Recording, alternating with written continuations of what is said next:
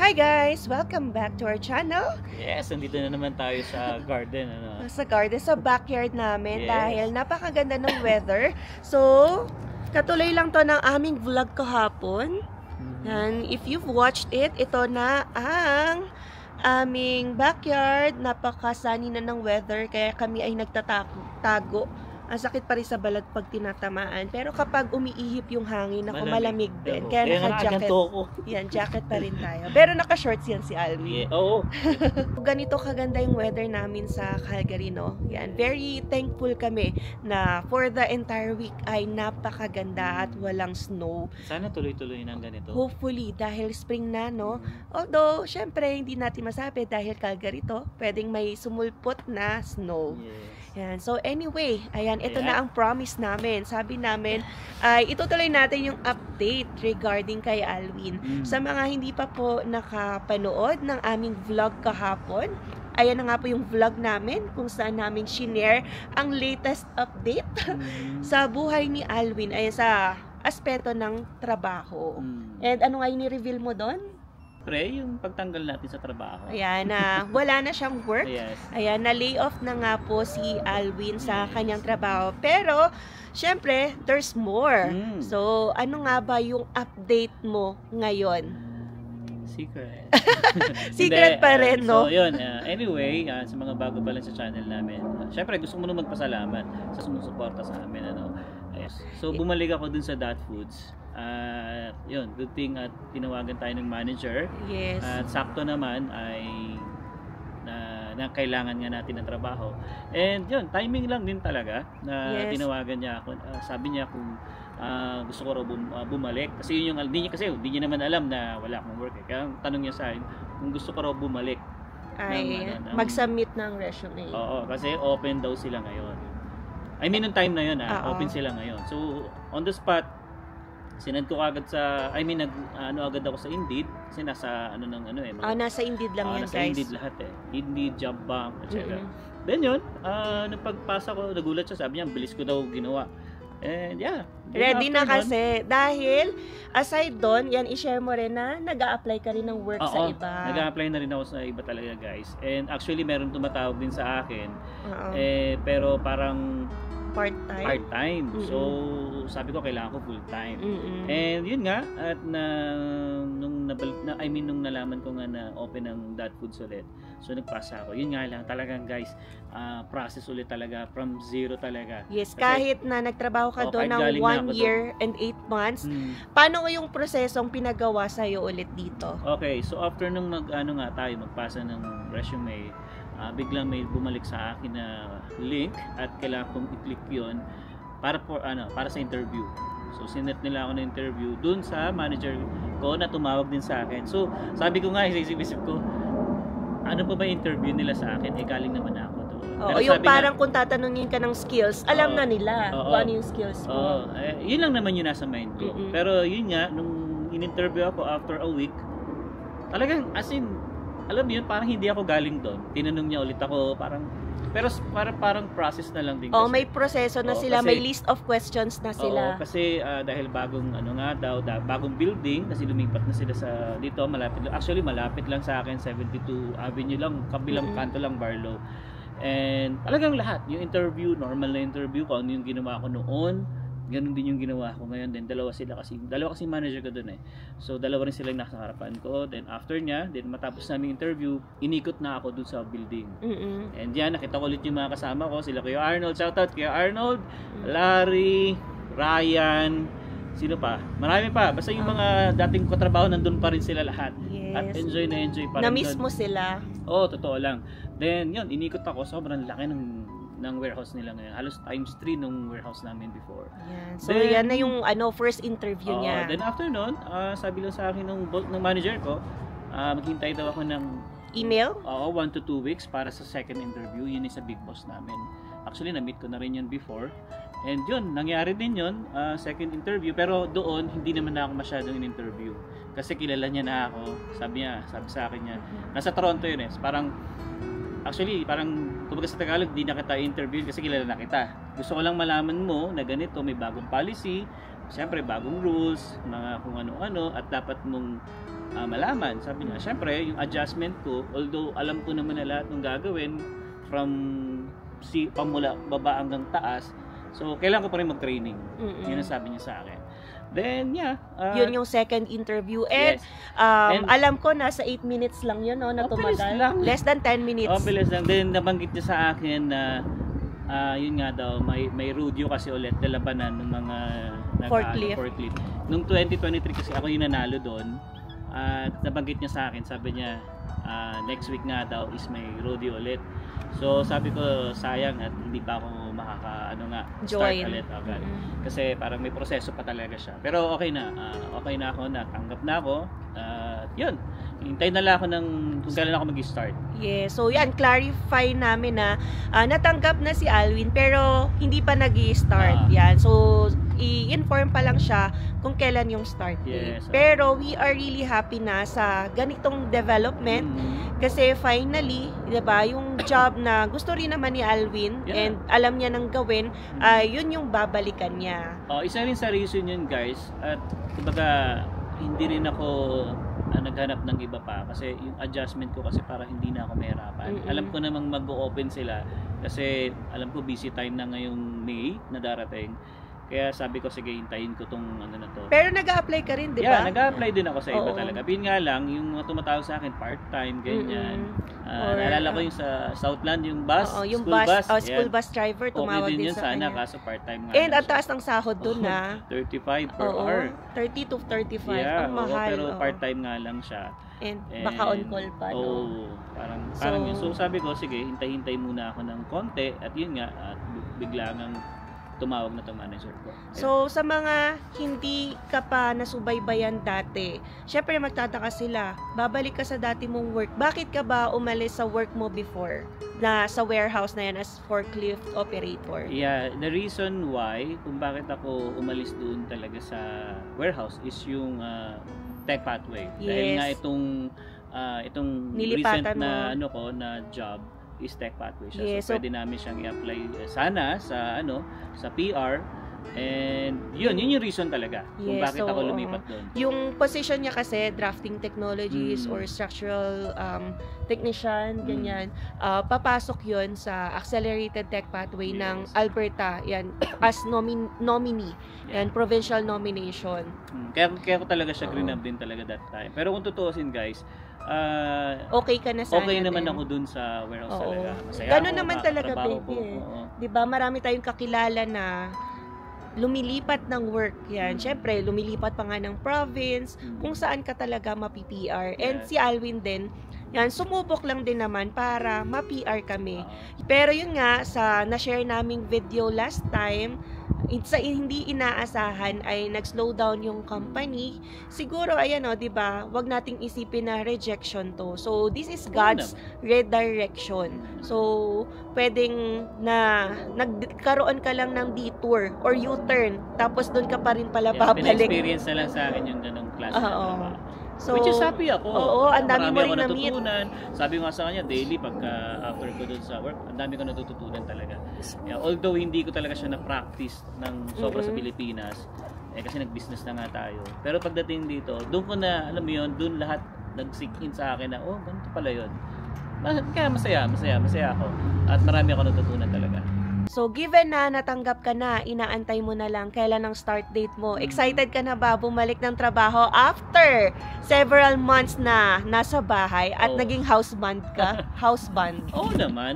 Masaya ako, syempre. Kumbaga, that time naman, nung nag-work talaga ako dun, masaya naman din talaga ako dun eh. Wala ako naging problema. Pagdating sa trabaho, talagang trabaho talaga ako dun. And sa mga kasama ko din, mababait. Especially night shift kasi ako before. Yan, kasama ko si Kuya Darnell, si Feds. Ngayon kasi may mga bago na sa panggabi eh. So, pero yun nga pala, no, ang duty ko ngayon or yung schedule ko is pangmaga. Yes, kasi yun yung kailangan nila. Yun yung kailangan nila muna. Pero nagsabi na rin ako sa boss ko, doon siya kasi doon sa big boss ko, na if ever na magkaroon ng panggabi, pwede ako sa panggabi. Para at least hindi na rin kami mag-take care kay Zion. Yes. So, ito nga pala, concerned ako bilang asawa. Kasi, yung warehouse nyo ay somehow tied sa US, right? Yun. Eh sa nangyayaring tariff war, ang daming tanggalan na nangyayari, may mga businesses na nagle-lay off na naman. Ako, iniisip ko nga mamaya kakatanggap lang sa'yo, baka ma-lay off ka na naman. So kamusta ba yung mga nagtatrabaho ngayon sa trabaho na to? May mga ni-lay off ba tong company na to? Sa base sa pagkakalam ko, wala. Yeah, and No, actually nag-hire pa sila. Oo, at saka tinanong ko rin yung boss ko na kung madadamay ba kayo? About dito nga sa US, kasi nga product talaga ng Dot Foods is nanggagaling sa US. Ang sagot sa akin, no. Sa katunayan nga, sabi nga ni Emma, nag-hire pa nga sila eh. Bakit? Kasi pag ganitong month talaga, sobrang busy time talaga yan. So, mas kailangan na talaga ng maraming tao talaga. And yung products nyo ay food. Oo. Pagkain. So, pero yun nga no, ayaw lang din naman namin magpaka 100% kampante or Oo naman, guarantee. syempre, hindi pa rin tayo So, maraming pwedeng mangyari. Mamaya, ang update namin, kakapasok pa lang ni Alwin. Yeah. Ayan, may effect na, tas laid off na naman. Wag naman sana. Wag naman sana. So, yun yung pinagpipray namin. Kasi kaka-update nga lang namin na babalik pa lang siya ng work, no? So, tulungan nyo rin po kaming magdasal. Ayan, sama-sama tayo na hopefully, tuloy-tuloy na to. Yan, kahit pang retirement na work, diba? Yeah. Kasi kung okay naman yung mga kasama ni Alwin, okay yung pay, yung benefits, ay why not, no? Na dito ka na tumagal talaga. Yes. So yun, yun lang naman yung aking masishare. Yan, yun yung latest update, guys, Yes. no? Yan na yan. Fresh na fresh. Sa mga nagtatanong, no? May masasabi ka pa ba sa nanghihingi ng update sa'yo?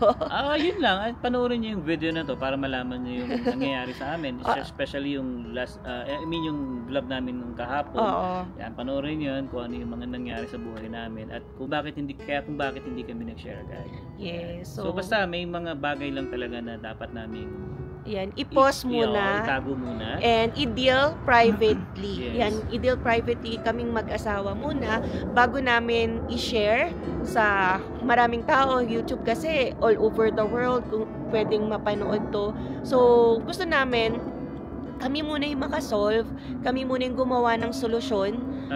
Bago namin i-share. Kaya, yan, nung nag-decide kami na mag-share na, at least may positive output na, may maganda ng balita na yan, after being laid off for few months ay mag-work na ulit siya. Tsaka ang hirap din kasi guys, sa totoo lang na down kami ni Emma tapos isi-share namin ito tapos magkakaroon ng mga basher, magko-comment na kung ano-ano. Yan. So hindi healthy para sa amin. Yes. Kaya sabi ko nga kay Emma, hayaan mo na lang muna, saka na natin sabihin sa kanila na ito yung nangyari.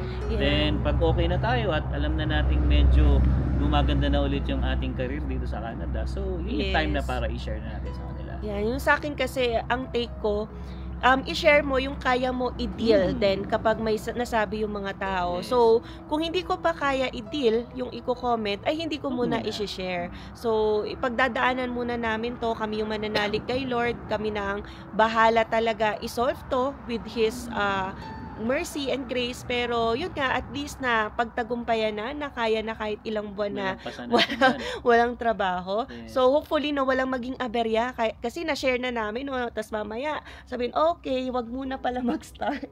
Wag naman, ayan, let's shy away the negativity, so stay positive na muna tayo.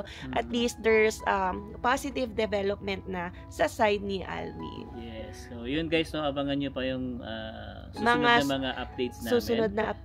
Ako pa lang yung pinag-uusapan natin. Hintayin nyo yung kay Emma. So, mga juicy ba? So, feel ko nga, ayan, ready na rin kami mag-share ng paunti-unti. So, antay lang ng proper timing. Yan, kapag hindi pa ready, minsan a-atras kami, ay, wag mo na i-share. Ganyan. So, pag ready na talaga, ayan, malalaman nyo. So, abang-abang lang kayo guys. Click the, notification button para makita nyo ano ba yung update na kaganapan Good dito. News.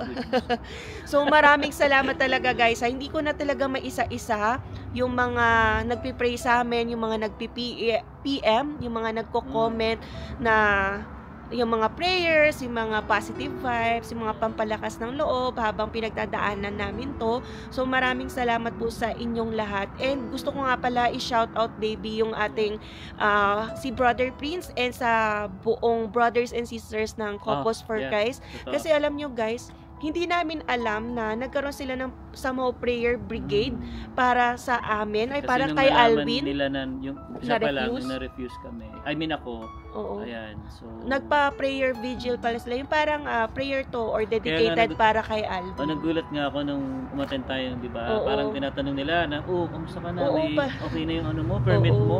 Nagulat kami na hindi namin expect na nanonood pala. I mean, alam namin yung iba nanonood, pero Oo. hindi namin na-expect talaga na yung iba pa doon. Na brothers and sisters namin. So, thank you, Thank Brother you. Prince, Thank you. Brother Christian, sila Brother Saren. Richie, si Sister Saren. yan. So, thank you talaga sa lahat ng nagdasal talaga. Alam nyo, ito na lang share ko, deep from the bottom of our hearts. Naiiyak ka. Hindi feel ko talaga na kung bakit napabilis yung kay Alvin, hindi rin ako makapaniwala na 1 month na approve agad siya dahil ang daming nagdasal.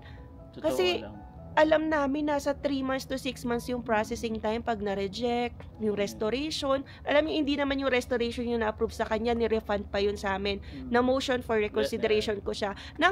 Tapos yung knowledge ko, trinay ko lang yun. Walang nagsabing lawyer na, ito yung dapat route mo. Ang mga payo pa nga ay, apply for restoration kasi out of status siya. Since 90 days naman yun, pinatagal ko pa at inuna ko yung motion for recall. So, buti na lang talaga, Lord, bumulong ka na ito yung gawin ko. And thank you talaga din sa mga nagdasal dahil nakatulong yun. Yan, para storm ang heaven and earth na i-grant ang desire ng heart namin. Yeah, and yun nga rin, masama ko na rin. Siguro guys, sa mga nangyari sa amin nitong mga nakaraan, siguro, na rin ni Lord talaga. Basta, Will the Lord. Ikakwento namin sa inyo kung bakit. Talagang Yan. thankful kami kay God talaga sa nangyari sa atin. Hindi kami pinabayaan. So, nakikita nyo, ang dami naming struggles din talaga, no? Parang, akala mo tapos na, pero ito na naman pala. Pero, nagiging thankful kami kasi nalalagpasan namin yun, parang 1 by 1. Yan, unti-unti lang. Kasi may mga moments talaga na hindi na rin namin makaya or Especially si Emma talaga, guys. Sobrang ako dito. Ako yung humihila talaga sa kanya sa pataas, no? Kasi talagang gumigive up na talaga siya. So, dapat naman talaga sa mag-asawa, yung isa lalaban, although yung isa gumigive up. Kasi kapag nagsabay kayo na ayaw nyo na, wala ka rin kayong gagawin kundi umuwi na, mag-alsabulutan na, kasi nag-agree na kayo together. So, dapat yung isa, taga-uplift nung isang nawawalan na ng pag-asa. Tsaka alam mo, totoo lang guys, mahirap mag-vlog. Kumbaga kung nakikita nyo kami sa camera na masaya kami, pero sa likod ng camera guys, sa totoo lang, ay nakita nyo, talaga. yung pala no, yung binare namin na ilang buwan na laid off, walang trabaho, saan kukuha ng pambayad, yung mga ganun, pero hindi naman tayo mabot sa naghanap ng pambayad. Oo, hindi rin naman kami, parang hindi kami nanghingi hindi ng parang request sa aming landlord. Actually, na bawasan. Maraming nag-message sa amin guys na kung kailangan daw namin ng tulong. Yeah. Hindi ko na sa babanggitin yung mga kaibigan namin, pero nakakatuwa. Nag-o-offer sila. Nagsabi sila especially sa amin talaga, nag-message pag kailangan nyo ng ganito. Especially pera guys nagsasabi sila, sabihin nyo lang sa amin, ganyan, tutulong kami. Pero sabi namin hindi. Kinaya mo naman namin. Pag hindi na talaga kinaya yun, saka lang tayo yung yan. So, God is our provider. Yeah. Totoong God provides. Kasi siya yung nag-provide sa amin para ma-weather itong storm na to. Yes, totoo. Yun lang. Yeah. So, ngayon, at happy pa rin kami talaga na Emma, guys. Kung ano man yung nangyayari sa amin, mapa-down man yan or up, masaya kami na Emma. Yes, especially sa mga darating na araw. Together, we can conquer it all nga, di ba? Yes. So, ayan lang muna guys, no? At least panibagong update, no? Sa aming life here in Canada. Yes. So, again, maraming salamat po sa lahat ng sumusubaybay, sumusuporta at nagdadasal para sa amin. Thank you guys. Ayan, thank you talaga. Sana, in other way din, ay maibalik namin yung inyong kabutihan na ibinigay sa amin. So hanggang dito na lang muna. Sa mga hindi pa po nakasubscribe, please do subscribe and don't forget to click the notification bell para updated din kayo sa aming latest video uploads. We'll see you again on the next one. Peace!